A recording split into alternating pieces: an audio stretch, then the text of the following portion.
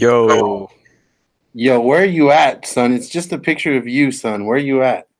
I am in my study. Let me see. There you go. Let me see. Hold on. No, I don't want a cheesy ass picture of you in college. I want a picture of you now. I don't know why it's not coming up. I'm turn Is it, camera on. is it dark in there? No, it's a normal. It might just be the Wi-Fi or something like catching up. You got shitty Wi-Fi like me? No, I upgraded mine. Mine should be pretty good. I think it's just. Let me see. You profile. I don't know why it's doing that. So I don't know what YouTube has done. There you There it go. is. Where you are, buddy? I look like a telemarketer. What are you selling tonight? What's up? What are you selling tonight? I'm selling you health insurance, man. You're Have you had selling. it? Obamacare is not the way to go. I don't know if you've had a chance to look at our documents. Like this, they always sit like this, too. You sit like that. That's how they do it. Yeah. Shit. I Is the mean, mic how do is the you sit mic in sound okay? studio? How do you sit in studio? Oh, studio, I'm like straight up because because the mics don't lean back, so I'm always like this. I got And then you. every once in a while, I'll kick my feet up. Well, no shit. Okay, well I actually had to adjust my shit over here because I was just talking to you through the computer. I wasn't even using a microphone. Oh, really? Yeah, and like your voice was coming across my computer, and I'm like, why does it sound like Raheel's across the room? That's crazy, but I got it all worked out now. So what's up, man? Not much, dude. Are we live? Are we going? We are live. We're going. Yeah, I'm trying to get the link out on Twitter because YouTube, man, they've made some fucking changes that are questionable as shit as far as like Yeah. as far as like their dashboard and stuff. I mean, it's pretty fucking confusing now.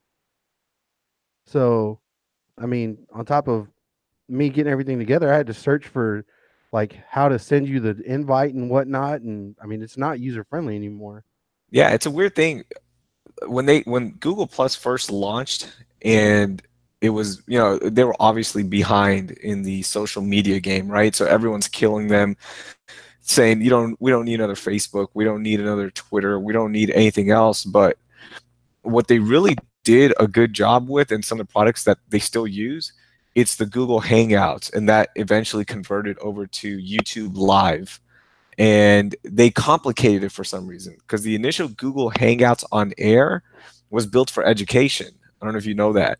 Yeah, yeah, Uh, yeah. yeah, so like it was all about being able to talk to other classrooms, having guest speakers on. It was an educational tool because that's when I was working in that education company, and like I would read this stuff every single day. But for whatever reason, when they crossed over to YouTube Studios and YouTube Live in that stream, they really fucked it up, and it sucks because it was such a powerful tool. And I mean, isn't that the case though? Isn't it the case that normally you got something that works so well, and Twitter's done it a couple of times. Dumbass people over at Twitter, they make a change for the sake of making a change, Yeah. and it's like, why did you do that? There's no need to do that. Dude, I'm convinced. Here's why. Because when you hire that many people and you have that many people working on similar projects, it's almost like hey, we got to look like we're busy. So let's recommend this and let's do this. There's no other explanation. If something is working, why would you change it?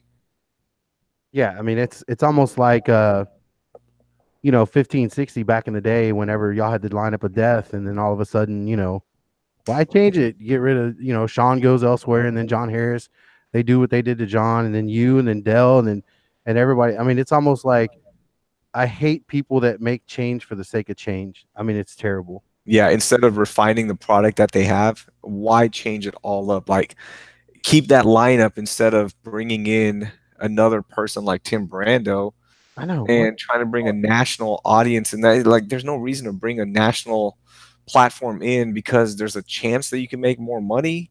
Like, it was weird. Why don't you instead just focus everything on the resources that you have, focus everything on this lineup and develop guys and improve the signal and stuff. It was so strange.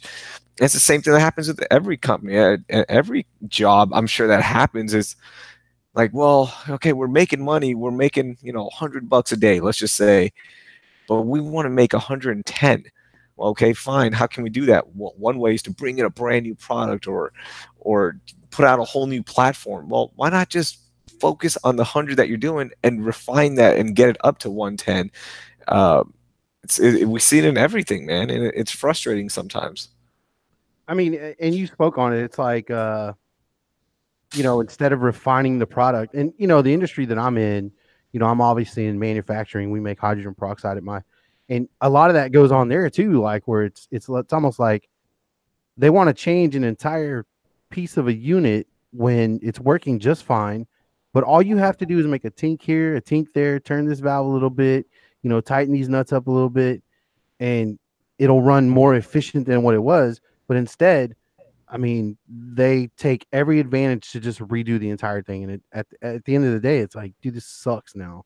Yeah, I wonder how much, like in all businesses that are not privately owned, or if you're answering to investors, is at the end of the year or at your, quarterly meetings, you have to show that you're reinvesting in the business for the sake of reinvesting. It's like, why do you need to redo everything, man? It's strange, and every company that I've worked at, that happens. That happens. It's like, well, we got to change it up for what? Well, look, we thought we were going to make this much. Okay, that's a fair statement. Well, then instead of changing it all up and starting from scratch, let's really focus on what we have, and let's see if we can get it done with this, and you focus some energy into it instead of just scratching it and starting from new. It's a strange thing. I bet a lot of that is just like us as humans. We do that too. I mean, how many of us can just settle into a routine and just go about it without trying to improve, right? It's funny you say that because as a human being, I myself, I'm not a real big fan of change. Um, I understand the importance of change, but I'm just not like I'm easygoing, go with the flow. Don't ruffle any of my feathers. I won't ruffle any of your feathers, which a lot of people may not be aware of by the way I tweet. But that's pretty much how I'm not a big fan of change, but I understand change if it makes sense. You know what I'm saying? Like if it makes sense and it works out for all involved, then absolutely let's make that change. Let's make it better, and let's move forward. But yeah, man, it's this whole YouTube thing. I don't understand. I don't get it. I don't get it. Anyway, Yeah, it's, man, I'm so mad at that, because every time like we chat about doing a podcast or hey, what's the latest and greatest, I'm like, dude, we've been off. Like if I haven't logged in a month, something has changed, and they keep doing that because of privacy reasons.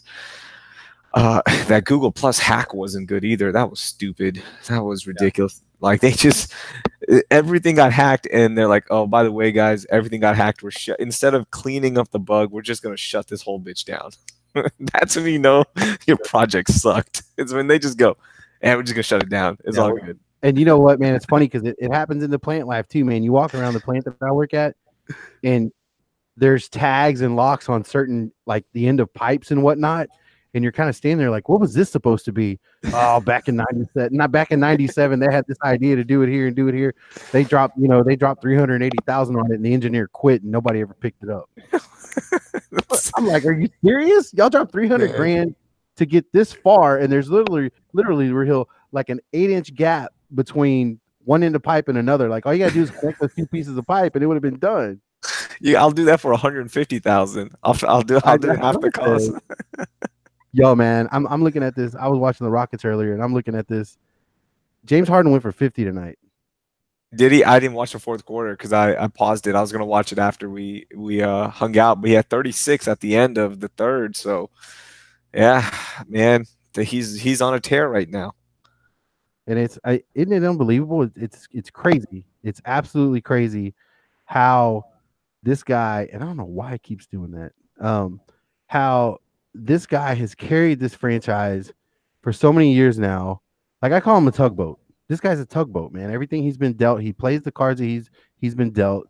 Injuries, trades, new guys coming in. It's a revolving door over there at Toyota Center, and he just continue. Like right now, I mean, I don't know if James Harden can play better than he's played the last month and a half, 2 months, I don't think he can play better than that ever in his career.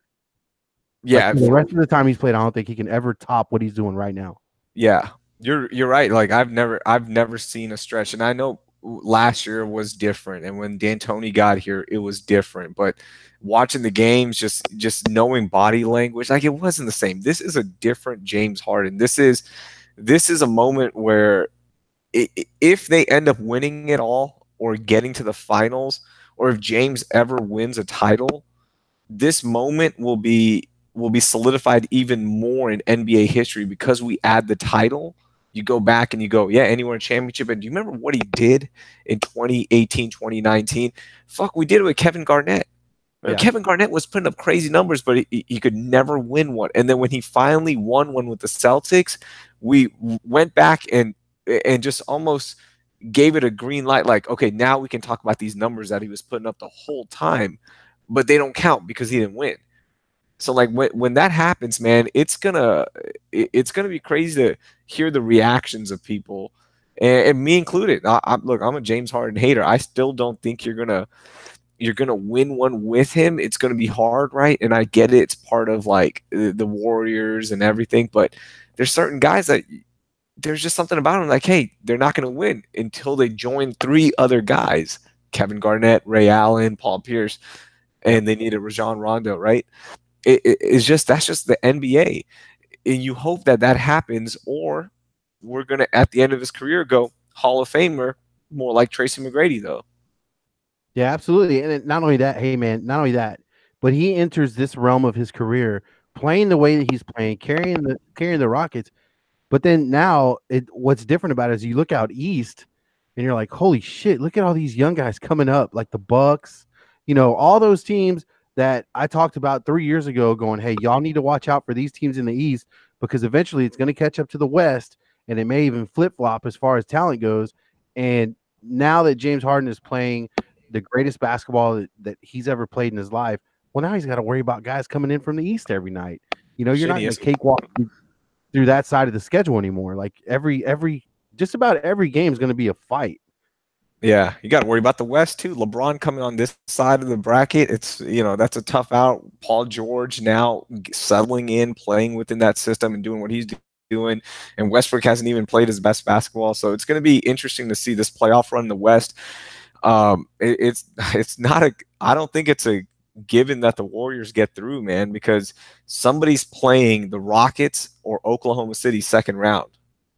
Yeah, That's absolutely. going to happen. Shit, good luck. Yeah, absolutely. And you know what, man? This may be, and I don't know if you could ever think of a time where the trade deadline became so important to tip the scales in one team's favor going forward. I mean, you think about when the Rockets made the deal for Otis Thorpe and got Clyde Drexler back and how they were able to take that trade and run it all the way through as a 16 and win a championship. And I think if these teams, I mean, obviously the Warriors are going to be the Warriors. I don't see them making a move at the deadline, but the teams like you said, the Thunder, the Rockets, the Lakers, even the Jazz, if these teams can make the right move at the deadline and bring in a right guy or two guys, that could really tip the scales in the West. And so it's going to be. I think this will be one of the most exciting trade deadlines we've seen in quite a while. Man, I don't know if Dallas will ever do a deal. I don't think Cuban is going to allow that to happen. And he might just take you. He just might steal from you. But if you can somehow get that package of Wes Matthews and Dennis Smith Jr., Oh, shit, then it's on. I mean, they're like, you got another premier defender. I still love Wes Matthews' game. I know people hate him because what he did to James in Portland, but I love his game. And then I think Dennis Smith is a guy that when he doesn't have the pressure of being the guy on a franchise and he can be the third or fourth guy, I think he's going to ball out, man. yeah, absolutely, man. And I mean, he's one of those guys where if you don't really pay attention to the NBA, you're kind of like, yeah, didn't that guy do a dunk contest a couple years ago or something like that? But when you start paying attention, like, man, this guy, hey, Daniel House getting moved down to the D League for all those reasons, I'm so disappointed because I mean, this kid is so solid, right? He's solid on both ends of the floor. But imagine replacing him with a Dennis Smith Jr. I'll and take what it it would any day. and what it would do for the Rockets. You know what I'm saying? Like somebody, Yeah. as young and as athletic and just explosive. I think, man, I think Daryl Morey needs to, if he can just hit, he doesn't even need to hit a home run. Just hit a solid line drive, just turn that curveball around and put it down the third baseline to where you turn in a double into a triple with a guy who can contribute to this team. And I mean, the way James Harden is playing, and then I mean, we're all gonna hope Chris Paul's healthy come playoff time. And I think the longer he rests, the better, obviously for obvious reasons. And if you can just keep stacking wins on wins on wins on wins, add a guy like Dennis Smith Jr., Chris Paul comes back healthy, Capella's going to come back with a better thumb. I mean, think about it. Capella's been playing the way he's been playing with an injured thumb. Can you imagine if that guy had a good thumb? Oh Yeah, my he's been. I God. mean, he might develop a post move maybe. Hey, and you know what's funny? You say that. You're not the only one to say that, so I'm not going to hold it against you. Yeah. But if the motherfucker ever got a chance and at an entry pass on the block to show us what he has on the putt, and if he looked like a deer in headlights or a freshly born lamb with shaky legs, I'd be like, okay, he needs to develop a damn post move. But we don't. He's never had the opportunity. We've never No, seen no, it. I'm man, come on, man. Basketball, I'm basing my opinion on what I've seen. And when he does get entry passes, and I get it, it's limited, right? Like he'll get maybe one or two a game, if that. I'm just watching him and the footwork, and he's not a back to the basket guy. He's just not. That's okay. It's not, dude. Is JaVale McGee ever going to be a back to the basket guy? Probably not. He knows where his bread is buttered. There's no reason for him to be that. But man, it sure would be nice every once in a while when you need a big bucket or you need to stop a run that you can go through a big guy like they did before. I'm not saying every time, but every once in a while. But you know what, man? I'm still going to defend Capella because I still believe, and in those times where he has gotten the ball on the post with his back to the basket, it hasn't been a set situation where, okay, I know I'm going to get the ball on the post. I need to prepare myself to make a move. It's always like a holy shit, there's nowhere else to go. Feed Clint, he's on the block, and it's more of a reaction for Capella as opposed to preparing himself before he accepts the pass to maybe do, like, for all we know, Raheel, this dude could be a Keem Olajuwon. No, he can't. He's never, Manny, come on, man. Manny, you've seen I'm Manny. stretching it. Come I'm on, stretching it. I'm stretching it. But I mean, Manny, come still, on. but still, we've never seen anybody PJ Tucker cross screen for Capella. Capella comes under, sets up on the block, and knows he's going to receive a pass and prepares himself to make. We've never seen that. So I mean, I don't know. I understand what you say is 100% accurate. The times that we've seen him with the back to the basket, yes, it looks a little awkward. Yes, it looks a little, not polished. But I will say this: I've never seen a set run for Clint Capella on the block. So I don't know. That is what do they call it? What is it? You're smart. What is, like, when a scientist runs an experiment but doesn't gather all the facts? What is that called? Um, Come on, man. You went to UT. Well, it would still be. I mean, it would still be a hypothesis, right? There you Because go. you haven't. Yeah, yeah. It would still be a hypothesis because you haven't confirmed it into a thesis yet. So what you're saying is a hypothesis because you don't have enough information to confirm it. Yeah. It's a limited hypothesis based on data that I've collected, but yeah, you're right. It's based on let's say 2 samples as opposed to 10, right? Like I would, of course, I'm not going to get published with just 2 samples a game. You're But even right. that You're being right. said, it is so fucking crazy how productive this guy is. Yeah. Like he's earning You're right. every penny of that contract. I was wrong on that. I mean, he's having a career year. His numbers have gotten up. He's rebounding like crazy still. He's improving even more in the spacing, which is as important, I think, right now in today's NBA. Especially with, I don't know if you had a chance to read the story on ESPN. I didn't get a chance to talk about on the show because sometimes like they'll cut me off when I'm getting too nerdy with basketball. But ESPN was talking about the 4-point line.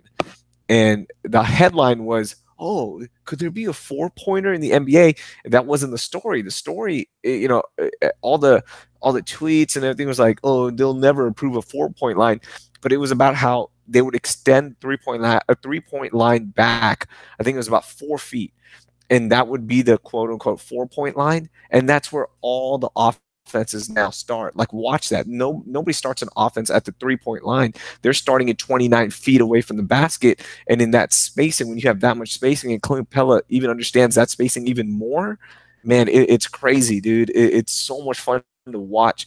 Offense is starting to operate. The Hawks are doing it. The Nets, who the Rockets just played, and don't spoil it for me. I don't know who won because I'm still going to go watch it. Okay. But yeah, all these teams are doing that, and they're all copying each other. Where the offense is like, it just makes sense, right? You go, hey, it's really crowded because our guys are bigger, faster, stronger. Space is hard to come by. Let's just move back 4 feet, and guys are practicing shooting from there. Steph Curry being number one, he's ridiculous right now. From I think it was like 30 to 35 feet, he's just hitting 50%, right? Trae Young is practicing it, and if you can hit a shot from there every once in a while, guys have to play up, teams have to respect that just a little bit, and that gives you more spacing and time.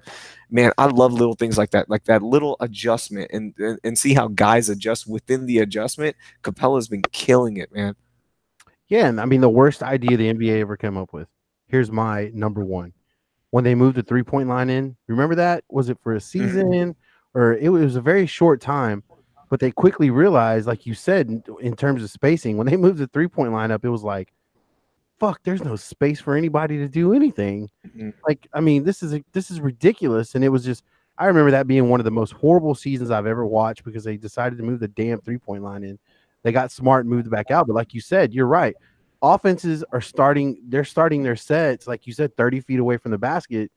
And I'm telling you, man, Clint Capella, this dude, and you get those asshats every once in a while that go, well, this is the only team he can do it on. I mean, the only way Clint Capella is productive is to play with James Harden. Well, guess what? He's locked in with Harden. So we don't have to worry about him going to another team. Exactly.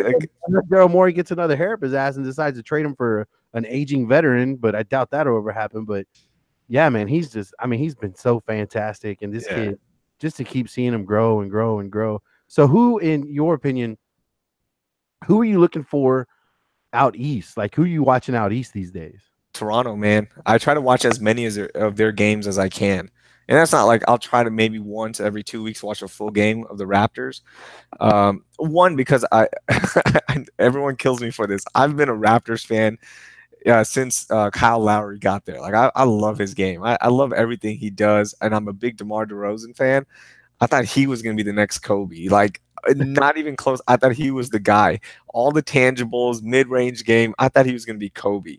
So I've always liked those two, right? But now with Kawhi there, and man, they've got some savages on that roster. Some guys that don't quit. I think Toronto's a team to beat, man. I think Boston has too many. It has too many politicians. Let me explain. You got Jaylen Brown trying to do his own thing. You've got Kyrie trying to do his own thing. Everyone probably has whispers in their head like, hey, Terry Rozier, you're the guy, man. You need to be taking more shots. It never seems right. Like, they don't make the extra pass. Something is off, man. And then you had Gordon Hayward and all this. Like, I just wanted to play with my old coach. It's so something is so wrong there. It's showing. But I think Toronto, man, that's the team out there. And I know you love Milwaukee, and man, they're built the same way. They really are. And I think it's funny because I think 2 years ago, I think it was 2 years ago, Kobe tweeted at Giannis and said, hey, go win an MVP. You can win an MVP. And I mean, it's either him or Harden this year, right? Like, they've got to be the top two as far as candidates to win MVP, I would think. It's Harden one right now because of the run he's on, and we'll see what happens like rest of the season. But just like the natural story, this was Giannis's year. He was supposed to win it this year, and he's elevated. He's taking the right steps, and I think if James doesn't go on this run, like this ridiculous run, he's number one right now in a landslide, in my opinion, because the narrative has already been written that this is Giannis's year. That's why. I think Boston is having a problem. Boston's having Boston problems because, man, that they just, like you put it perfectly, all the politics, like it's almost like a really, really talented AAU team where the guys really don't like each other. I mean, they can play against they can play with each other, and they're so talented. and they're so much more talented than their competition. They go out and they beat everybody, or they're competitive in every game because just on sheer talent alone, there's really no chemistry, there's really no teamwork. They're just all so good at what they do that they're going to win ball games. And I don't know if Brad Stevens, like I love Brad Stevens as a head coach. I mean, I think he's fantastic, but man, he has got to be like, he's going to have to be Phil Jackson, like, in order to get a lasso in that locker room and get everybody on the same page. Like the other day, Right. the guys that you named, and then you throw in a guy like Marcus Morris, who's just a lit TNT stick. I mean, him and Jaylen Brown almost got into a fist fight on the bench the other night. And we haven't even brought up Marcus Smart yet. Like, that's another guy. Yeah. AAU is perfect, dude. I think and Brad Stevens is the best thing that happened to him was Kyrie getting hurt last year, and the worst thing that happened was Kyrie getting hurt, because when Tatum takes that next step in front of our eyes, or Terry takes that next step in front of our eyes, then you get guys saying, again, you're right, like when you're the dog and you're getting all those shots and all of a sudden somebody tells you, hey, you're not going to get all those shots, that's hard to adjust to playing basketball if you're not used to that. Dude, that's the biggest ego. That's the biggest ego check that, hey, man, I know if we gave you the shots, you could go for 30, but we can't do that. We can't give you 18 shots a game. You're going to get 9 shots a game. Figure it out. And then you're telling your guys, your dudes, like, hey, man, coach told me this. Well, what the fuck? Hey, man, you're better than that. You're better than that. That's bullshit. When you get the ball, you do your shit, man. That happens in pickup basketball. That happens in college basketball. That happens everywhere, man. You can't overcome that. You can't overcome that. You become a killer. When you're the best guy in the NBA, you're a killer, right? And you're going to tell somebody, don't be a killer? That's hard. It's hard for guys to adjust to that. And and then you throw in the fact that, holy shit, like, these guys are really fucking young, and you throw in their youth, and all of a sudden it's like, what the fuck, dude? Like, we have a really, really combustible situation on our hands. Let's, like, can we just please, like, Brad Stevens probably like, can we just please keep it together? Yeah. Like, don't kill each other before the playoffs, please. Can we just do that? He's just the coach. He's like, hey, man, I just want to coach. I don't need to be Phil Jackson. You're right. Like, I don't need to give you meditation books and teaching you guys about the art of war and stuff. I just want to fucking coach. I just want to draw up plays and get to do what I love, and that's coach. Play. I don't need to play president and managing all these congressmen here. Fuck that. I just want to coach. Please, guys, please. Bro, what did you think about, speaking of the president, what did you think about the White House dinner? You know what, man? I didn't have a problem with it, because a lot of people on Twitter said the same thing, as far as like, what the fuck do you think they eat? I mean, that's exactly what they eat, So, and the fact that he paid for it out of his pocket, and I saw people complaining about, well, why didn't he splurge a little bit if he paid for it out of his own pocket? Well, because it's his fucking money. Yeah. It's not your money. I was confused. Why did they do the White House visit so early? I feel like it's usually later on, right? I feel like this was a little rushed. Yeah, I actually thought it was like more closer to summer, when they were getting ready to get out of school. Mm-hmm. I don't ever remember it being like, it was last week, right? The national championship. It wasn't. Yeah, like not everyone's even gotten a T-shirt at Clemson yet. Like, they're still behind on orders, and they're already at the White House, dude. That's crazy. Yeah, like, it takes forever at that. And if there was a time, if we're wrong on the timeline, that it usually happens right away. But if there is ever a time where they could have been like, hey, we got to push this. Where the whole government's shut down, we probably can't accommodate everybody right now. Can we just do this like a month later? It would have made sense, but we would have never talked about it. I think it's one of the great moments in presidential sports history. I think so too, and I think the government shutdown had something to do with it, because Donald's probably looking around like, well, y'all just want to come in now because nobody's here. Yeah, it's so good. We're down to 33% of our staff. Y'all can come in and have run of the place. Y'all just have a ball here. No one's here. But bro, if you're like the 70th guy on the roster, one of those walk-on kids that's just a practice guy or whatever, and they invited you over and everyone's rolling it through, you're not going to be in the front of the line. You're in the back of the line. You got a fucking fillet of fish as your sandwich, because there's no Big Macs left. There's no Wendy's quarter pounders or whatever. You got a fish sandwich at the White House. How sad is that? bro. But how did you see how much food was out there? I mean, that shit was like, man, that picture. I don't think that picture did justice to what was really on that table, as far as like how much food was there.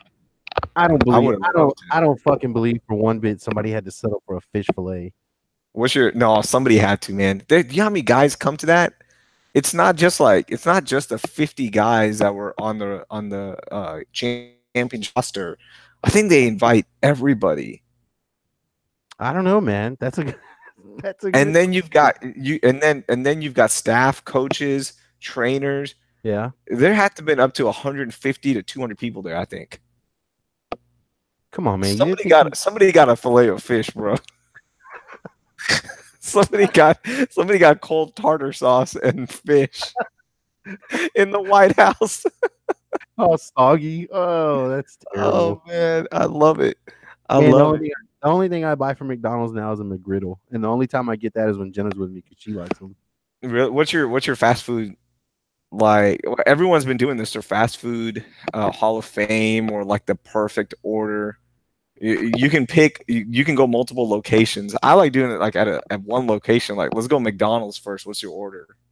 I'll get the sausage, egg, and cheese McGriddle with an extra two hash browns, and let's roll. That's it. I go 2 double cheeseburgers, add Big Mac sauce on it, extra onions, 1 hot and spicy, order of fries, and then a water. Water, you gotta keep it healthy. Shit, dude, that was my college because and I wouldn't get fries in college because I couldn't afford that extra dollar. But it was I'm telling you, for $3.25 back then, I used to get 2 double cheeseburgers, add the sauce, and a hot and spicy McChicken, and that shit used to be my meal. And then one time when I was doing promo at a Kiss FM radio station, I worked Easter morning because I was the only one like willing to work because I was like I'm not celebrating Easter, so of course I'll take that 4 a.m. shift. It pays double. And then I got back, and my boss Jennifer Davenport, she's with the Texans now. I love her. She's awesome. I've met her in San Francisco. She's with the social media, right? She's the vice president of marketing now, I think. Well, there you go. Yeah, she was my boss back in Austin on the promo team, and she left me $75 worth of McDonald's gift cards. That shit fed me for a semester, dude. No shit. Yeah, man. So I always that's still my order now because it reminds me of college, and I'm like, it's so dope that I can afford $3 now. It's not a big deal. You know, it's funny, man. I had cousins up in they'd be south of you guys in San Marcos, and they were at Texas State. And my senior year in high school, they were already there. And for spring break, I really didn't have anything going on for spring break. I didn't want to go down to Padre because I was a fighter back then. I didn't want to get in trouble. And my cousin said, "Hey, man, why don't you come up to San Marcos, stay in the dorms with us, and spend the week up here at Southwest Texas, which is Texas State now." And I said, "Yeah, man, cool." And my mom and dad, they gave me like $250 to take up there. I didn't even drive, dude. I rode a bus. Damn. I rode a bus to San Marcos because the plan was at the end of the week, my cousin was coming home for his spring break, so I was just gonna ride back with him. So man, we get there, and I get there, and he picks me up from the bus stop, and we get to his dorm, and he's rooming with this kid who ended up being like part of our family. His name was Bobby. He was part Asian, part white, like part Chinese, part white, and just a real good-looking guy, man, real pretty boy. And he said, "Hey man, y'all want to eat?" And I was like, "Yeah, what do we got? What do we got?" And I'm not kidding, Raheel. They went over to their little mini fridge in their dorm room, opened it up, and they were eating Taco Bell hot sauce. Oh, shit. Straight out of the packet. That's it. And I'm like, where's the food at? And they were like, "No, man, we don't get our food stipend until tomorrow." Oh, shit. We're out of money. And I mean, the cafeteria is closed because it was probably like 9:30 at night when he picked me up. Man. And I was like, "So y'all just suck on Taco Bell packets?" He was like, "Yeah, man. I mean, the taste kind of like it tricks our stomach and we don't feel hungry anymore. Like we'll eat 2 or 3 of them, and and they go down the hallway to the water fountain and get a big old glass of water and drink water." I'm like, "Dude, my mom gave me $250. I'm not eating fucking Taco Bell packets." let's go fucking eat somewhere. So we went. We ended up going to. I took him to Golden Corral, man, because I felt bad. I was like, "Hey, man, let's go to Golden Corral. Let's eat, and I'll even pay for y'all because you back in the day, Golden Corral. I don't even know if they still do it. It's been so long, but you could pay to take a to go plate, right? And it was by weight. You paid by weight. You went and filled your plate up, and they weighed it, and they said, "Okay, this is how much it'll be." And I felt so bad for those guys. We ate, man. We must have ate for 2 hours, dude. I ate so much. I wanted to kill myself. I was so sick. And I was like, all right, man, Man. y'all get two to go plates, man. Two to go plates. And they did it. But yeah, man, they were eating Taco Bell packets. I was like, what the hell kind of life is this? Shit, man. I like some of the stuff in college. I think back and like, of course, it made me stronger and hungrier and all that stuff. Where Literally. yeah, like it did. Like where I'm like, man, I'm never gonna fucking depend on radio food from Saturday. Like this sucks. And again, like, dude, I was lucky where I got a lot of grants and scholarships, and my parents helped me out, as much as they could. So I'm not like I wasn't poor in college, but I was very mindful of spending money, right? Because my parents had already paid for my brother's college, dental school. He's in dental school the same time as I am. My sister is at UT at the same time as I am. I'm at UT, and then you've got another kid. So I'm very mindful of like spending money.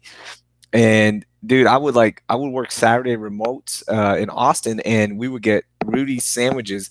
And of course, they would bring 100 sandwiches, thinking like all these people are gonna come out to a fucking remote for a Western country station, fucking dumbass station at an RV park at 8 in the morning. Like, who the fuck is gonna come to that to win some tickets, right?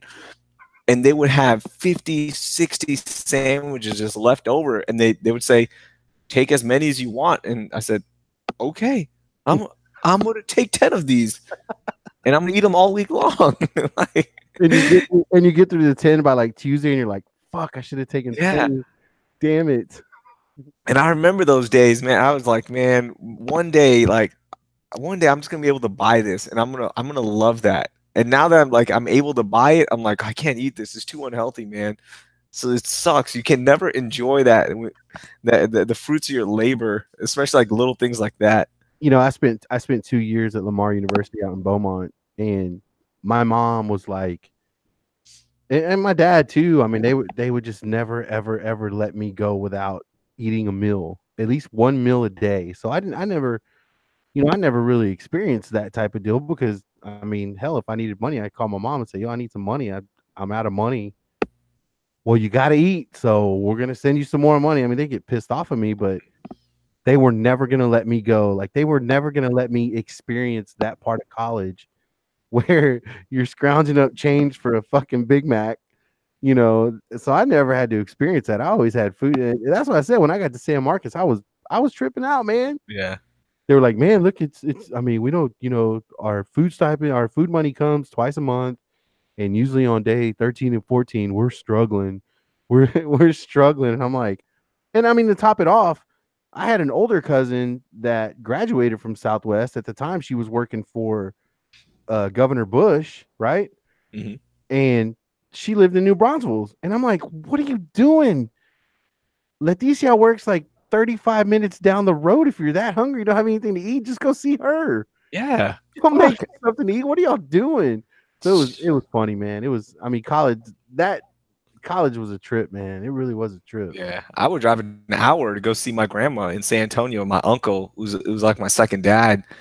And and the 1 year, so I went to UTSA my freshman year because I got capped, and I had to go there for. Pardon? What year was that? So from 03 to 04, after I was there for 1 year taking my basics, and then I got into UT because of the top 10% rule, and I wasn't smart enough the first go around.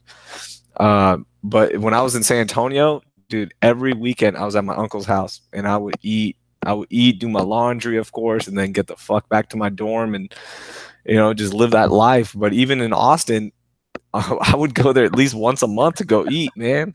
You gotta eat something good. Yeah, dude, you gotta eat, man. Hey, did you listen to that Rogan podcast I sent you? I didn't. I have it queued up. I did, and I was actually gonna listen to it today, but I sat at volleyball and watched YouTube videos. God, it's so good, man. I think that's one of my favorite authors. I'm gonna get his book and everything, but it's just talking about all the bullshit that, like all the jokes that we make about millennials and this next generation, Generation Z. There's a reason this is all happening, and they recount it to the exact moment it happened.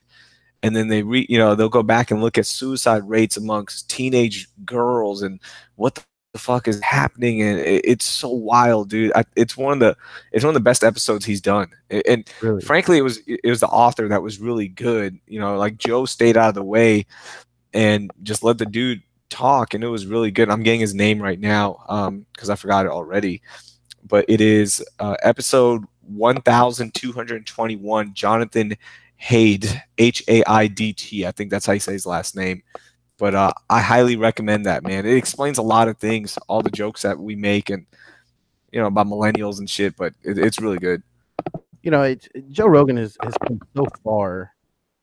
I'm wondering if anybody's tried to throw any money at him to take it, on a like Sirius XM or one of these radio stations that don't run commercials and are open and they did play it. They would play Rogan episodes on Faction Talk, or it was the Opie and Anthony channel, because I used to listen to that channel a lot. So on Saturday nights after Weird Medicine with Dr. Steve, it would come on the Joe Rogan Experience. Like they would pick episodes and edit it down for radio. So they've tried that, but dude, you know how much money he's making, man? There's nobody could offer him anything. He's the #1 podcaster. He's started this whole revolution of where everyone's doing a podcast. His rates, I mean, as soon as he puts an episode up, it's top 10. Yeah. Just by automatic downloads, it's top 10. He's my brother. Okay, my brother, right? Like we're all the same dudes. He loves Rogan. He's Team Rogan. He's us, right? He said that there was a story, and he never sent it to me, so I don't know where it is. He said that at one point in the near future, Joe Rogan will be making $1 billion off of the podcast. That's how much their revenue estimation is. I told him there's no way. I said a fair number, he's probably making 15 million a year off the podcast. You said 1 billion? Yeah, he said because of the download rates, everything, and episodes are still going up. And think about it this way. He hasn't even hit mainstream yet, in my opinion. God damn. Yeah, because a lot of people don't really know about him. Mm-hmm. It's just us. Like, like his following, of course, knows it. When he does the Kanye episode, that will be his mainstream moment, I think, where people will learn about the podcast, and that could take it to a whole different stratosphere. Is he gonna wait to do it at a specific number? You think he's waiting for like 1,000? What episode was this one? 1,221 and 21. So do you think he's gonna do 1,225 just so it has the, the number of it's a recognizable number when people talk about it, like, hey, episode 1,125 or whatever. It's good. I think it's look, Kanye is Kanye, and Joe Rogan will work around Kanye's schedule. Kanye's not working around Joe Rogan's schedule. Right. Let's put it that way. So I think it's going to be, in my opinion, here's what I think it's going to be this, and this should be if I'm Kanye's PR guy, I tell him, hey, is your new fucking album done? Is it done? You got this album done? Cool. Where are we? A month out? Okay, 2 weeks before the album comes out, let's do this fucking podcast. That's when I'm doing it. And that album should be coming out within the next month. So I think it'll happen very soon. What if it's trash, dude? Did you see Little Gucci fucking getting in on Kanye's ass? No. Who's Lil Gucci? Or what? Yeah, I'm not up on the rapper's name. Yeah, I don't know. It was on Twitter, man, and he's a rapper. He's a young rapper.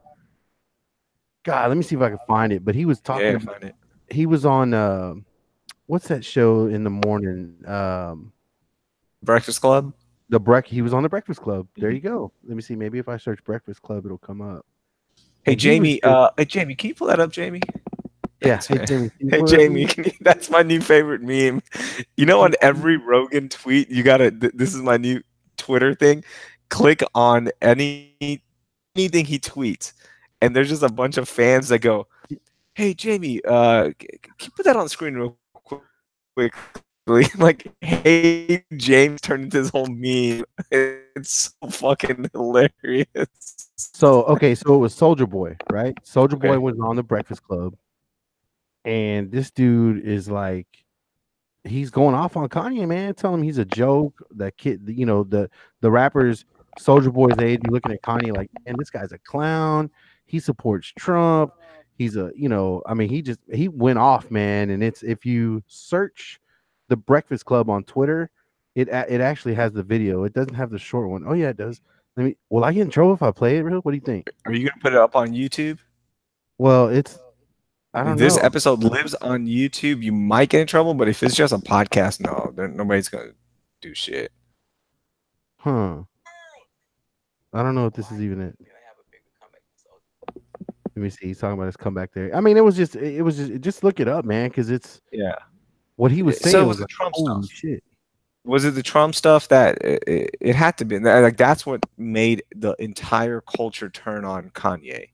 Was the Yes. Trump stuff, right? I still look. He's very adamant about being a Trump supporter, and it makes sense, by the way, because Kim and President Trump worked closely on that bill to get what was the bill called? I forgot the official bill's name, but it was a great bill.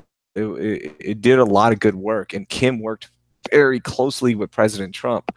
So like that makes sense, but I still think, man, at the end of the day, this is going to be a troll because in one of the songs in Meek Mill's, no, in What Would Meek Do on Pusha T's album, he has a line saying, pretty much saying, driving while I'm black, if I had a MAGA hat on, would it be okay? Like, would you pull me over? It's almost like this is my way to get away with a lot of things. Or who's gonna stop me, right? Like, is it okay if I'm black wearing a MAGA hat? Am I gonna get in trouble?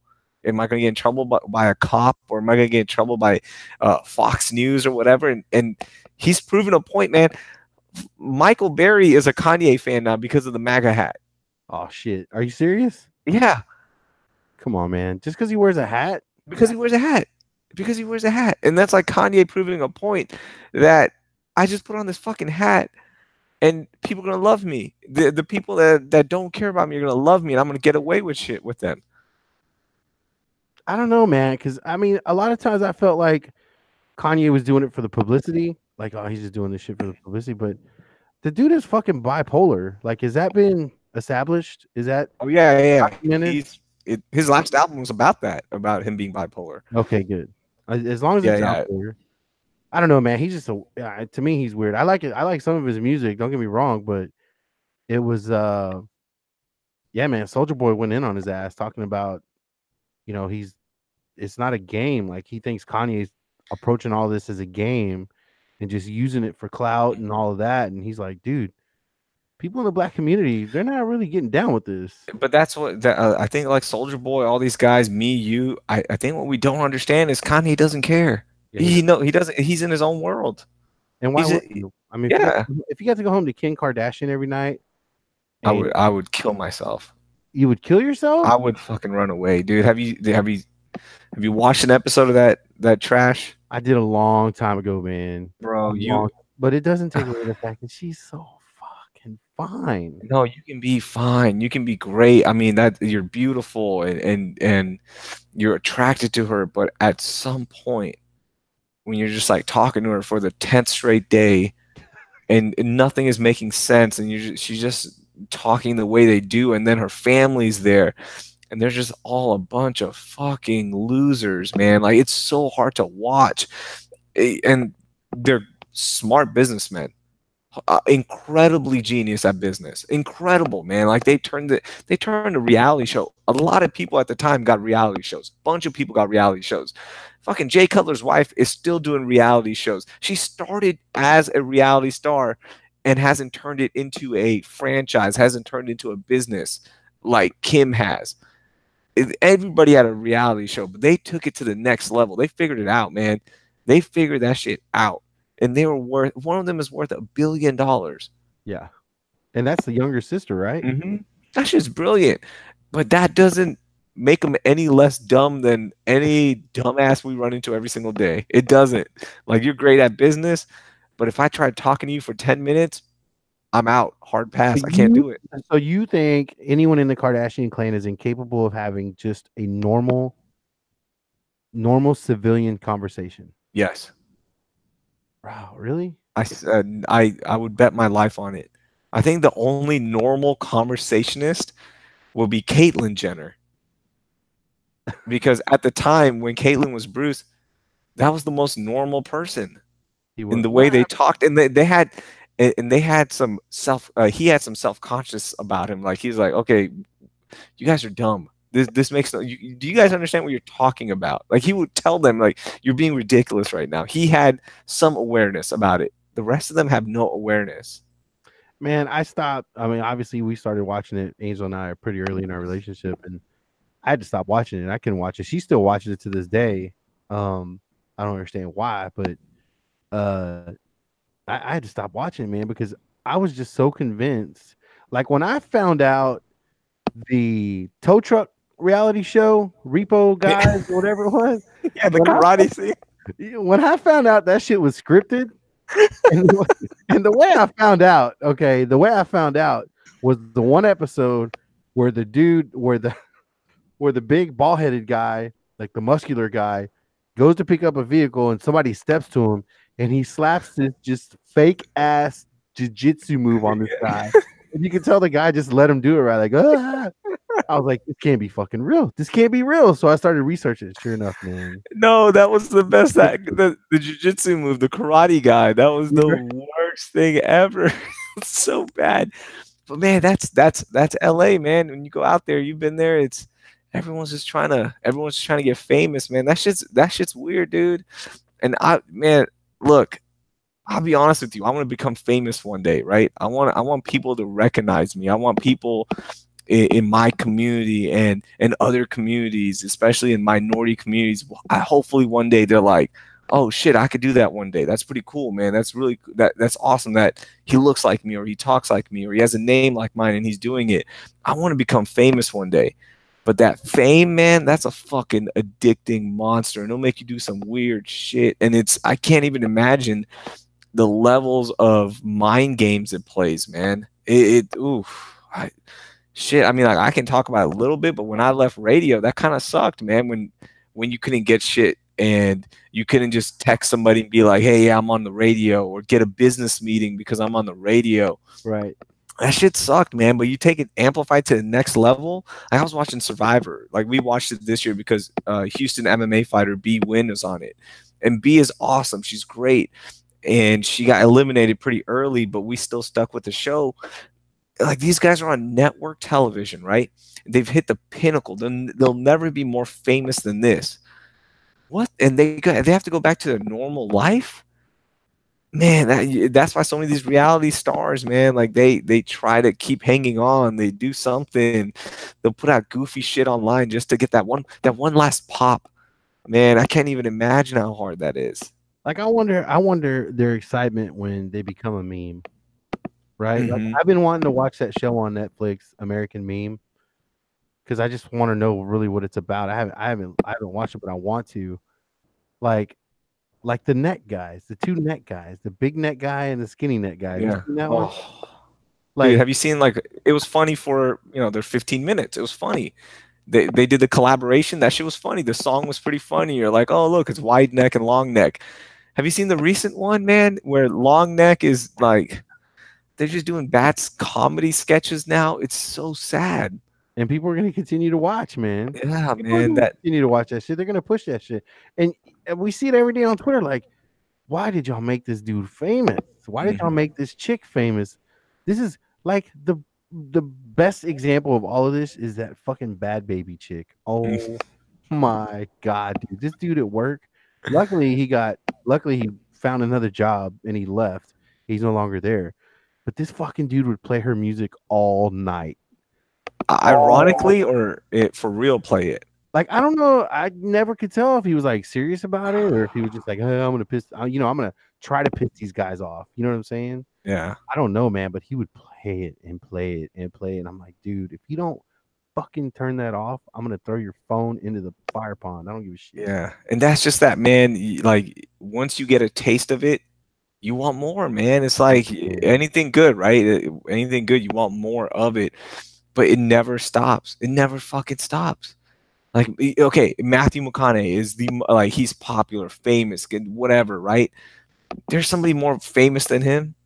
Oh yeah. Liam Hemsworth's more famous than him because he fucking does comic book movies, right? Like it never stops, man. I guess you just, you hope that you turn out normal if you ever get famous and you just, you have a good life and you're happy. But shit, I can't imagine that, man. When you reach a certain level and it's taken away from you and you want it back, fuck. Man, you can keep the fame. Just give me the money. I do want, yeah, and I want money too. That's all. Anybody that money is awesome, dude. I know at some point there was that study, Rogan always talks about it, right? Where once you get a certain amount of money, everything after that you don't need. Right. I'm like, man, I don't know. Like everything else becomes, once you get so much money, everything else becomes almost useless to you. Mm-hmm. Right? Like, oh well, I have, like, I can't imagine like how do people like Michael Jordan, how do they shop? Like, do they even pay? No, famous people don't pay for shit. I mean, so you're telling me a guy who's worth over $1 billion, isn't that funny how that works? Now he doesn't have to pay for nothing because everybody wants him to wear their shit for free, so other people will buy it. Yeah, it's at some point, right? Like, we always adjust our expectations too, because 6 years ago you would have told me, hey, you have a house, you're happily married, you have a daughter, you have a dog, everything's great, you have 2 cars, you can drive your kid to work every day, not a stress in your life. Would you accept this deal right now? I'd be like, yeah, I got a house, I got this, I got 2 cars, I've got a lot of cool things, and I have a good job. Hell yeah, I'm accepting it. But you ask me right now, and you go, hey man, do you want to upgrade your house? You want to upgrade your cars? You want to upgrade this? I'm like, yeah, I do. I actually do. And it goes back to like what we talked about before. I guess it makes sense that if we don't settle as people, why should businesses settle as people? So at what point do you draw the line if somebody comes to you and makes an offer to you like that and says, like, what is the point where you say, okay, the guy says you can have this and this, but you can no longer talk to Chance McClain? Shit. Man. You're like, it depends what the offer is, man. Depends what the offer is. That's what I'm saying, man. Like, I wonder how many people, or not how many people, I wonder what people would look at as a line of saying, okay, we're gonna start taking people out of your life. And that's what it is, though. How much does that happen, dude? Like, let's go through the list of celebrities that have family issues, because when you have money and your family knows you have a lot of money, they want that money, and they might think that they're owed that money, right? If they, whatever it is, that they might feel that way, and you have to step in and say, no, I'm not going to give you this, but I will give you something, but I'm not going to give you everything you're asking for. I'm not going to put money into another business. And that's how you lose family members, right? Like, that happens. So that is a fair point. If somebody came up to you and said, Manny, give me five things that you want, and I will make that dream come true, but I'm taking away 30% of your family, and you'll never get to talk to them again, and they're going to hate you. Like, it's not going to be a clean breakup. It's going to be an ugly breakup. Is that worth it? I'm saying, yeah. Have you ever fucking been to Malibu? Okay, have you ever been to Malibu, bro? Right. You got a house on Pac One. You can go right to the beach. You're in LA. God, fuck, man. It would be easy for you then, bro. There's 30% of my family I don't care about anyways. There is 30%, right? But I mean, like, okay, let's take your brother for example. Y'all are close. Mm-hmm. They say, look, you can't talk to your brother anymore. I mean, that's, if he needs you, if you need him, y'all can no longer communicate, but you get a house on the cliff in Malibu. No, I'm not doing that. Okay, what if we say you got a house on the cliff in Malibu, and not only that, but you get the car of any of your choice, and we're just gonna give you $200,000 a year. I'm still not gonna do that. I'm not gonna, immediate family's hard. Yeah, I think both of us we grew up in both of our cultures. Immediate family Yeah. and hell, even extended family is all you have, and like you grow up very close to them. It really is a tribe. It's not just, oh yeah, that's my cousin. That's my cousin I go live with for a month, or that's my cousin who comes and stays with me for a month. This isn't just a passing relationship in our cultures, and I think some cultures it's different. Like, and some people might be like, "Fuck yeah, I'll take that deal. I don't talk to my brother anyways." But in our cultures, man, I mean, it's hard to get rid of family like that. Yeah, you're talking about you would absolutely do it for like the cousin you don't see, but maybe Thanksgiving. Yeah. There's some, there's some family members you go, I don't talk to them anyways. There's So family out there that you would be like, man, you know what? Keep the 200 grand. I'll just take the house and the car, and I'm good with that. That's fine. yeah, fuck, man. Just a house on the beach is what I want. That's it. That's all. That's all I'm asking for. All right, so I'm here. This is from the Nosebleed Take 6. This is a new format that I'm doing with the podcast. Joining me here is Houston's one and only, the original Pakistani hype man, 97.9 or 97.5 ESPN radio, Raheel Ramzanali. Thanks for joining me tonight. Yeah, man. Anything else, man? Anything closing? What do you got? Do you see Spider-Verse? Did you check out? No, dude, I heard you talk about it, and I really want to. Like, your review sold me on it. I heard you and Dustin talking about it. And dude, thank you, and like, keep doing these podcasts, man. I've talked to you off air about this before. You got to just keep doing them. I love them. I love any kind of podcast or radio program. I'm a junkie for it. That's that's one of my passions. I listen to as many shows as I can, because I want, like, I'll pick up a few things, right? I'm gonna pick up an interesting point of view from you, and I might hear something on radio. I'm like, I like this, man. I'm gonna research it a little bit more. So just keep doing that. I haven't seen it yet. I told my wife yesterday, actually, because we were on YouTube browsing around, and Hayden saw the music video for Sunflower, that Post Malone song. Really good song. So I'm watching it. I'm like, fuck, I need to go watch that. I need to go watch Aquaman. I need to go watch Creed 2. I've been putting off movies. I've been reading, man. I've been doing books more, as much as I can. That's never a bad thing when you get to read, and it helps open up the mind and the soul when you read. Dude. So I got a Kindle, and I fired up 3 books at the same time. I finished 2 of them. Like, one's a memory book. I wanted to get better. That was my thing in 2019, is get better at remembering things, because we just get dependent on our phones, and I get it. The phone's not going away. It's only going to get more immersive with us. So I get it, but I still want to challenge myself, because I find myself forgetting a lot of basic shit sometimes. So I read that book, and then the other one, after we took our trip to DC, I was on a Teddy Roosevelt high, man. Like, everything about Teddy Roosevelt is like unreal. This dude's a beast, right? So I picked up I was recommended a biography, and this bitch is 1,000 pages long, bro. You put it out a picture, didn't you? Yeah. So on Kindle, it converts over. There's 22,000 Kindle pages. I'm 10% through, and I've already put in, I'm trying, like, close to 10 hours in this book already. Oh my God, dude. I have 30 plus hours left of this book, and it is awesome. It is so good, dude. It just keeps you reading. It keeps, yeah. It just the only reason I stopped reading is because I start reading once Hayden goes to bed. So like 8:30, 9-ish, and that's on nights I'm not watching basketball. So I'll do 2 hours, and I just start falling asleep because I'm just tired. If I could, like, I would do a whole day of reading, dude. And this William Taft is also in this. Like, it's 3 storylines interweaved into one book. Man, back then, it was a different kind of man, dude. Not only were they, like, obviously they were more tough because they had to be, right? Because they don't have the benefits of what we have right now. But there was also this hunger for education. We don't have that. I don't have that. We have all the resources in our lives.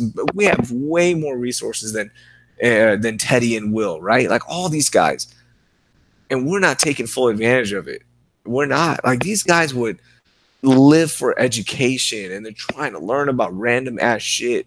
That was their thing. The more educated you could get, the more chances you're going to be successful. And then the heartbreak that they dealt with. Teddy Roosevelt lost his mom and wife in one day. That's incredible. That's crazy, man. Yeah, it was a different man. It's eye opening. It's eye opening, like to hear, because this whole book is written with their letters. So these are like actual accounts. This isn't an opinion thing. It's all letters. The way they spoke to each other, there was just more, passion and love. It's crazy, man. I highly recommend it. It's called The Bully Pulpit. That's the book's name, but carve out like 6 months to read it. It's gonna take No me forever. joke, man. I know. I see you tweeted that picture out. And I saw it like 38 hours and 12 minutes remaining. I'm like, no, what? Yeah, dude. You better turn that motherfucker into an epic HBO 10-part series. I hope they do. I think they are working on it. I hope so. Yeah, sorry I know you're wrapping it up here, but I was No, that was good, man. That was good because now you got me intrigued. Now I will look out for the movie. I'm not fucking reading that much. I can read, I just choose not to read. And then like the other thing, when you're out there in DC, everyone thinks they're important because they're elected or they work for a senator, they work for a congressman or whatever, right? They work for somebody. And then you rise to the top and then you become president. Of those presidents, not everyone gets a memorial. Not everyone gets a piece in the National Mall or on the river.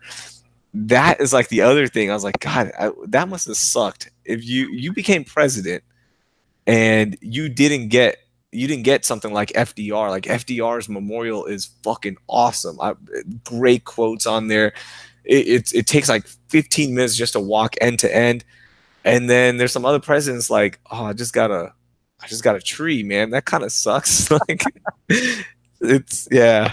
But I mean, would you rather be known for having the big memorial and everybody scrutinizing what you were as a president, or would you rather be the guy who got the little bush and somehow held the country together? Nothing really changed. Everything was kind of the same. It wasn't really. We weren't at war. We didn't piss anybody off. Which president would you want to be? You want to be the guy who ruffles feathers and gets a fucking memorial, or do you want to be just a regular guy who's a bush? Yeah, well, I mean, look, like FDR specifically, the New Deal, right? Like that's a great thing, and that's why he has that memorial, right? Then you got Lincoln, you've got other memorials out there where you go, okay, this makes sense. Yeah, but that guy was just a bush, man. Like you got hey, this is the cherry tree or whatever. Nah, man, I need a memorial, dude. Give me that. And while people are there and they're scrutinizing me and whatnot, that's fine. You're on my memorial though. While you're there, you're there forever. You're there forever, man. And I was there for when Bush's funeral. So 41's funeral, dude. That was crazy. That was pretty sweet. My cousin is now a senior advisor for a California senator doing tech policy. So he got us backstage passes pretty much. So we waited 10 minutes in line. Holy People were waiting 3 hours just to get inside and walk around the casket and leave. Nothing else. Wow. That was nuts, dude. That shit was 2 a.m. It was a 3-hour line. Oh my God. It was crazy. I read an article about your cousin getting that position. And then like an hour later, you retweeted it. Really? And so I scrolled back in my timeline and I was like, why the fuck did I see that? Did Raheel retweet it earlier? Did somebody else retweet it earlier? Apparently, I follow somebody who I have no idea is. I don't know who this person is, but they retweeted that link and was like, there's change in America as it keeps, like, it was a positive, it was a positive thing, like, because they did the big thing with all the women, all the minority women who, are now in offices all over the country. And I was like, man, what are the chances of that? Like me seeing that random ass guy I'm following for I don't know what reason, and then Raheel tweets the same thing. He's like, check out my cousin. Dude, it's slowly happening, man. It's and I talked about it on my podcast, and when you're there inside in that special line and you look around, you go, fuck these there's not much color here. There's not much representation of communities that I've seen that are underrepresented. Like that's a huge thing. I know I always hear about it and all that, but until you actually see it, you go, man, everybody in every position looks the same. From the staffers, from the congressmen, senators, from people that are working there, everybody looks exactly the same. And that being said, and I'm not avoiding it, it's a white male or white female. Yeah. There's not much color there. And maybe I just went during the white hour. I don't know, but like I went into the Senate building and we took the underground tunnel to the Capitol. So we walked quite a bit. It wasn't just like we walked in and walked right out. There's not much color, man. And I'm so happy and proud of my cousin. He's my younger cousin, and like he wants to eventually run for office. And he'll be successful wherever he runs because he's putting his time in right now. He's trying to do good. After he left college, so he left. He was at Harvard. He was doing a master's program at Harvard and dropped out because he got a position to jump on with a congressman. And now he eventually moved up to the senior position. So he's a Harvard dropout. Like he sacrificed a lot, and his parents don't understand what's at stake. Also, Right. Like Harvard, you don't get any better than that. A master's from Harvard, holy shit. But he's trying to go for something bigger here. So I'm proud of him, man. It's so cool to see, and it's gonna be an uphill battle, dude. Tech policy it's a bitch right now. Privacy issues are real, dude. He was explaining some shit to me, and he's like, "What do we do? Like, that's what we're trying to figure out, but you have no privacy on the internet. Nobody does." And it's pointing out the obvious, but to the depths that it's bad right now, it's crazy. And it's funny because you say that. Like, I've always wondered how easy it would be for somebody to hack into my iPhone. Oh, in less than 30 seconds. I want that person on my podcast. Like, I want him to come on. I want to talk about that shit. Yeah, I think you could. I'm not even joking, Manny. If you start going down a rabbit hole and you give yourself, let's say, a week, I bet you could do it on your own. You could hack somebody's iPhone. No. Yeah. I don't think I have the patience. As a matter of fact, That's what I'm saying. If you had a week to research it, understand it, learn some basic stuff, I bet you could do it, man. There's so much information out there. There's so much information. Man, that's cool, man. So are you gonna have him on the podcast? Like on your podcast? Yeah, so he's already been on My Craziest Story podcast, and he did a story about how he was almost harvested for organs in Guatemala. Holy shit. Yeah, he told us this story at Thanksgiving, so that's available right now on iTunes. My Craziest Story. We haven't. So we had plans to do a long podcast on the Raheel Show podcast, but not his judgment, but my better judgment. I don't want to bring him on because I don't want anything to come back and bite him in the ass, right? It's perfect. Because you know how we are, man. We're gonna start shooting the shit. We're gonna say something inappropriate. If he eventually wants to run for any kind of office, local level, whatever, they'll find some dirt on you. Right. Absolutely, So they will. yeah. So I haven't. I've talked to him about it, and he wants to do it, but I don't want him on it because I don't want him to get in shit for that, man. Isn't it awesome to have family that just is fucking kicking ass? Yeah, that was the goal, right, for all of our parents to make sure the next generation is doing something they're not, and it's pretty cool, man, to see him doing that. See what my brother's doing. He's a dentist. And my cousin Assad, his sister is in dental school right now. I have a cousin here who's a lawyer, another one who's an optometrist, and like they're doing some cool. I have one cousin who she's just starting a makeup company. Like she wants to do makeup. That's her thing. And for her, that is a really cool thing, right? Like that's all you want as parents is that your kid does something that they want to do and that's something better than what you were doing. You want to add on to the family legacy, man. And like for him to see that, for him to move up and for all of us to see it, we're just in awe, man. Sometimes it doesn't feel real that one of our cousins is a senior. He's a senior with a senator. doing No, tech policy. Like he is working with the biggest names, right? And that senator is out of Silicon Valley, so it's not like she's some Sacramento senator. No, she's representing Silicon Valley, so he's working with some big names. It's fascinating, man. It's you got to pinch yourself sometimes. you know, about 3 years ago, I had my niece on, Jasmine, and she was playing basketball as a senior at University of Texas, Dallas, right? And I had her on because she had a great senior year, and she graduated. You know, she got her bachelor's in criminal justice, and then she decided to go into the army. And I said, Jasmine, you need to go in as an officer. You have your degree, you make more money. And her idea was, no, I'm not going to go in as officer. I want to be enlisted because I want to be with the people. I don't want to be in charge of a group of people. I want to be in the group of people itself. Okay. So she goes to the army. She serves in the reserves for her 3 years. While she's in, she obtains her master's through University of Texas, Dallas. And got some news, man. She just got hired on to be an assistant women's basketball coach at a Trinidad State Junior College in Colorado. So she's going to live in Colorado, son. They're coaching and following something she loves, man. Coaching a game that she's played since she was 4, dude. God, man, I that's mean, awesome. I mean, how cool is that, man? To know that the only reason why Jasmine, and I'm just kind of a humble brag, the only reason why Jasmine loved the game of basketball was because my parents would bring her to my basketball games.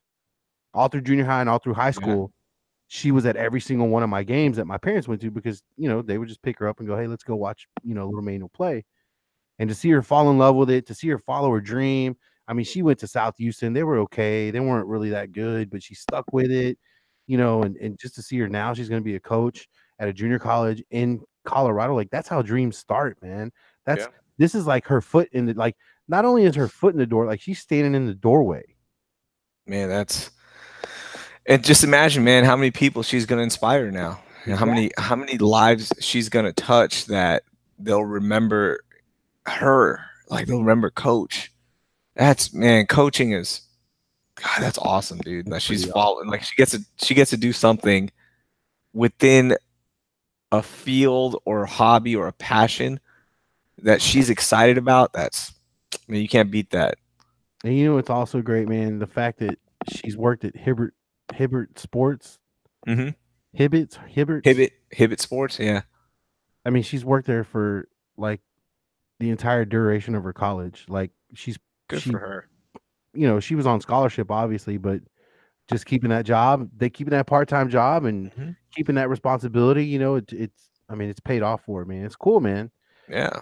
Really cool. Hey, man, I appreciate you joining me tonight. I know you got to go to bed, bro. You got to get up at like, what, 8 o'clock? Yeah, I'm good, man. I get up. I'm awake at 6 regardless of when I go to sleep, and it doesn't matter. I'm going to go watch the end of the Rockets game. I'll probably read a little bit. But, yeah, man, I'm up at 6, dude. I'm excited to get up. I'll never complain about getting up. Like, I'm tired, but what am I have nothing to complain about. I'm about to go have some fun. You know, bro, I'll stand by this to the day I die. The greatest thing that happened in 97.5 was the fact that they decided to bring you and Dell back.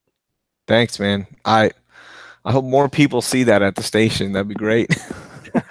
Who do I need to talk to, man? You want me to go up there with a baseball bat? Hey, man, no, I like. Sometimes I drive to work and I'll be like, fuck, I'm kind of tired, or I don't want to talk about this today. And then I get to work and we just start talking shit, and 2 hours fly by, and I'm like, well, John and I will look at each other and go, we just spent an hour talking about, you know, a toddler getting, you know, bringing a gun to school or something, and like something so stupid, right? And that's what it's about, man. Like, I just want to have fun, dude. I just want to have fun. I want to improve at my craft and try to inspire other people. That's it, and get famous hopefully one day. But I just want to have fun, dude, because I've been miserable at work before, and it's not fun. And I hate to say this, I hate to give him the credit that he deserves, but even walking in unmotivated, the few times that I've been in studio with John, like, it's easy to get motivated around John. John's fun, dude.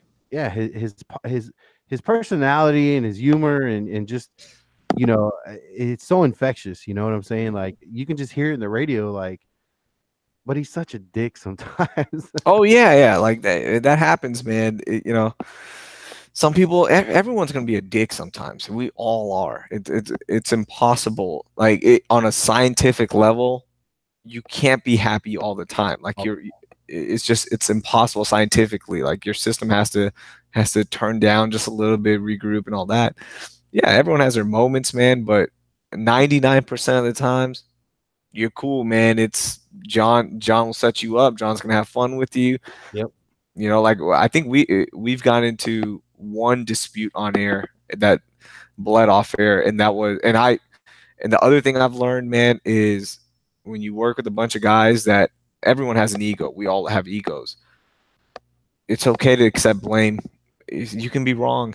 It's all good, man. Like I was wrong in an instance, and I told him I was like, dude, I'm sorry. That was, you know what? I didn't mean to do that. Let me explain what happened.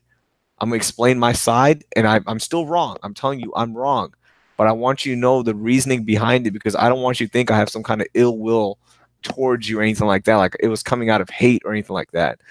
And then you move on. You accept blame. You move on. You get better as a person. I won't say certain things. You know, like that's what it's about. Some people in the media have a hard time with that, Yeah. accepting that they're wrong, and that's very frustrating.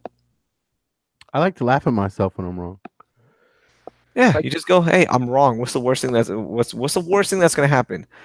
What somebody's gonna unfollow you. Somebody's not gonna listen to you. Oh well, you know what I found that when you admit that you're wrong, people go, yeah, I've been wrong before too.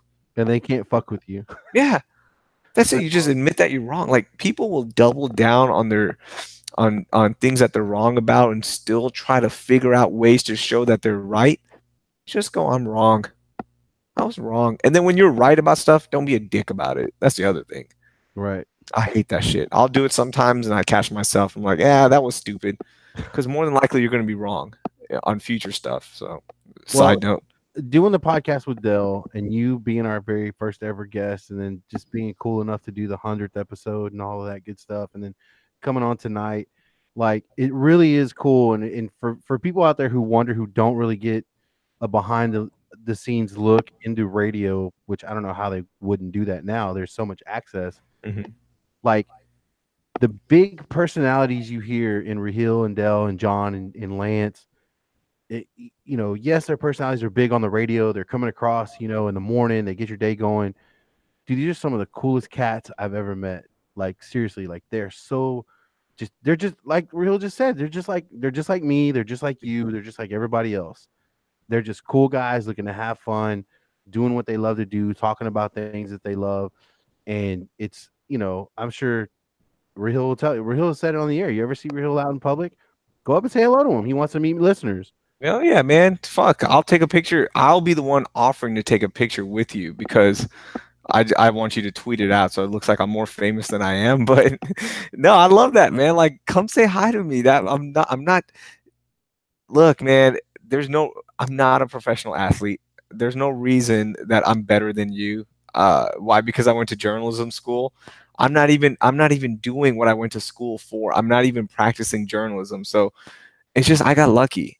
I got lucky, man, and I count my blessings and I try to be as honest about that with myself and with everyone. It's just I'm Manny, me and you, we're the same dude. I just got lucky and I'm doing this and that's my job and that defines me. But man, fuck that. We're just normal. We're normal dudes, and that's how it should be. That's how You're a it wee, should be. you're a wee bit more lucky than I am, bro. You know Julia Morales.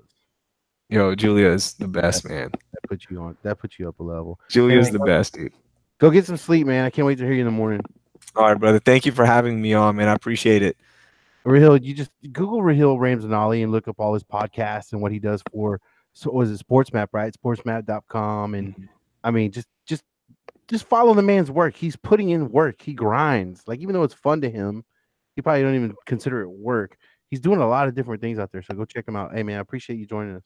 Thank you, brother. Thank you for doing the podcast, man. You and Dustin have kept me busy the last few weeks, so I look forward to y'all's other podcasts. And I like watching it live because I like messing with you guys and tweeting. I love that. That's way more fun than Man, listening to podcasts. the interaction is awesome when you're Yeah, doing this.